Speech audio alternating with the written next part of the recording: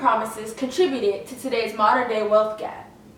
It started when the Special Field Order No.15 agreement was made, which was an agreement between 20 African American leaders, the African American community, and General William E. Sherman, redistributing confiscated Southern land to freedmen in the 40-acre plot in 1865. After General Sherman and the African American leaders made this 1865 agreement, Andrew Johnson nullified the agreement. He didn't feel that black people were worthy of this land, so he decided to return it to the planters who originally owned the land. This broken agreement stripped land from African American families that would have been passed along for generations to come, which jump-started and contributed to the current wealth gap. In this picture here, this was the land that was set aside by Sherman's Field Order No.15. The land along the Atlantic coast of South Carolina, Georgia, and Florida, all of the land was revoked from the African Americans and given back to the slave owners by Andrew Johnson.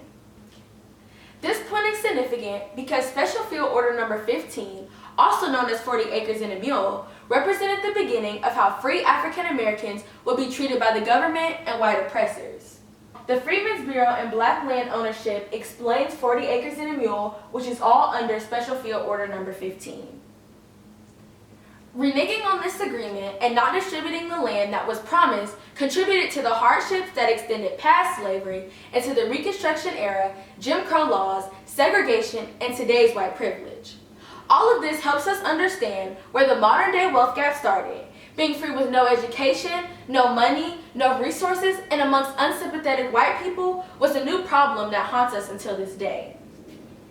Here's a letter of a male student being denied acceptance into Emory University Medical School for being African American. It reads, "Dear Mr. Hood, acknowledgement is made of your letter of July 30th enclosing your application for admission to our School of Medicine.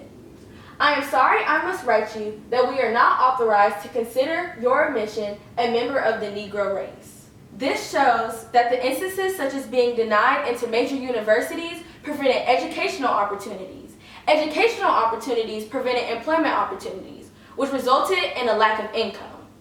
When my family drives from North Fulton County to South Fulton County, College Park's Ward 1 to Ward 4, or from Lithonia to Johns Creek, I see the wealth gap and how that gap continues to grow.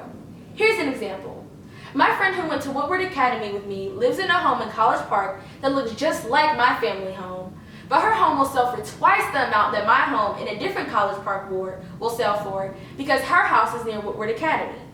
We have heard the term gentrification on many occasions. Gentrification meaning when a poor urban area is revitalized by wealthier people moving in and improving the areas, many times shifting the neighborhood's racial or ethnic dynamic.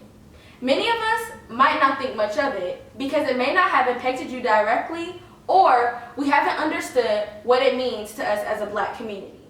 Gentrification speaks to property value, and property value speaks directly to the wealth gap.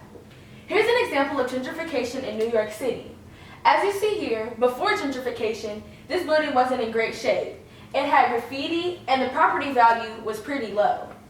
But after gentrification, the building was reconstructed and remodeled, and the property value increased.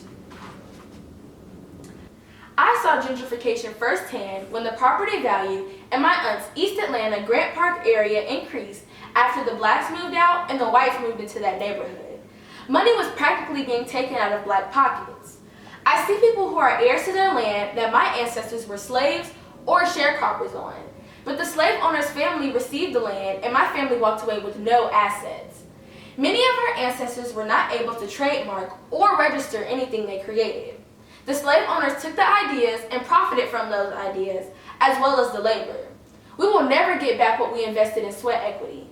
My family, just like your family, was not paid for our great-great-grandparents' sweat equity. So we basically started over. We must understand how we were forced and tricked into our past wealth gap, Jim Crowed into our current wealth gap, and how strategies are being implemented to sustain or even grow the future wealth gap. So know your past to change your future, unless you want the generations behind us to fall even further behind. Some of you may ask, why should we care?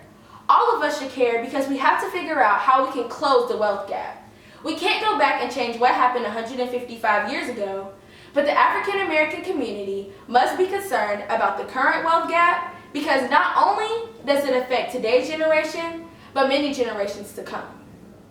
This graph shows the average U.S. family wealth by race from 1963 to 2016.